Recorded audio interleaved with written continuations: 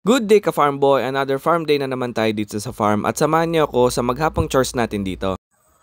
Good day ka-farm boy. So sobrang busy ko kahapon, hindi ko nakuha yung mga feeds.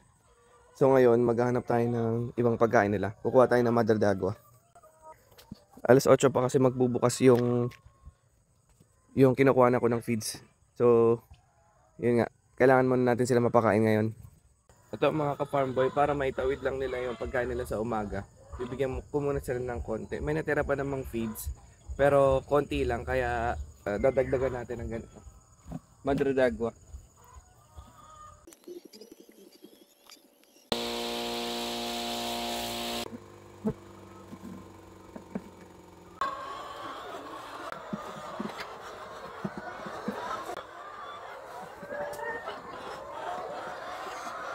Farm boy, haluin lang din ulit natin ng maayos.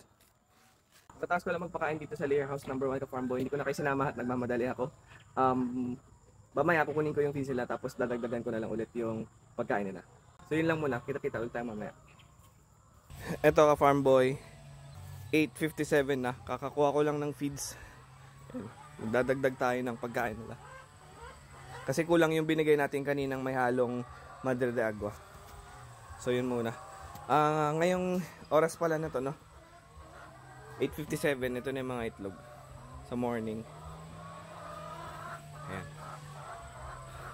Pagkatapos ko magdagdag ng pagkain sa mga layers natin, nagpunta na ako mag-pick up ng ipa na ilalagay sa layer house natin. Bali 40 na sako ang kinuha ko. 12 ang kasya sa isang biyahe, mga 4 na balik ito ka farm boy. Mga 12:30 na rin ako natapos dito. Kumain lang ako saglit ng tanghalian at nag-deliver naman ako ng mga orders natin. Mga 4 PM na din ako natapos mag-deliver. Kaya lang sa hindi inaasahang pangyayari ka farm boy, naflatan pa tayo dito. Sa oras na ito ay nagmamadali na tayo kasi kailangan nating maabutan yung tindahan ng feed. Kulang pa kasi yung stock natin para sa susunod na linggo. Ako dito ng tubig kasi dito sa farm wala pa kaming source ng tubig, kaya nag-aakyat na ako ng tubig. Sa mga oras na ito farm boy, hindi ko alam kung maabutan ko pa yung tindahan ng feed. Magbabaka sakali na lang ako. Medyo malayo kasi dito yon sa farm. Nasa 10 to 15 minutes pa. At ito ka farm boy, naabutan ko pa naman yung tindahan at kakatapos ko lang magbaba ng mga feeds. Sapat na ito sa 1 week na stock at may sobra pa. Nakapagpakain na din ako ng mga layers natin, nakapag-collect na ako ng mga itlog at naayos ko na rin yung mga pagkain ng layers natin. Para bukas ng umaga, ilalagay na lang. Dahil maglalagay tayo ng bagong ipa sa sahig ng layer house natin,